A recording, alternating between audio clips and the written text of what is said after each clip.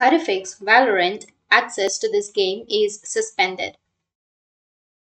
So if you want to fix Valorant access to this game is suspended, then first make sure that you have an internet connection. After that, you need to go with your browser, any browser that you're comfortable with. And on your browser, you need to search for support valorant.riotgames.com. Or you can also search for Valorant support.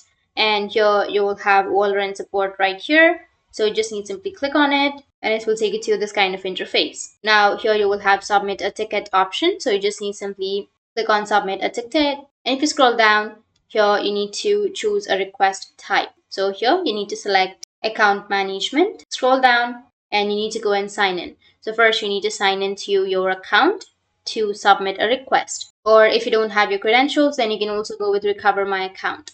After selecting your request type, you need to enter your email address on the first blank, and after that you need to enter the platform where you are requesting assistance with. I'm selecting PC, and after that go with your region, select your country or your region. After that you need to go with how did you lose access to your account, enter the information, and go with the subject, the description, and if you have any attachments you can add the attachments and then go with submit. After submitting your request, Valorant will fix your issue. That's it, and if you have any questions feel free to comment below. Thanks for watching.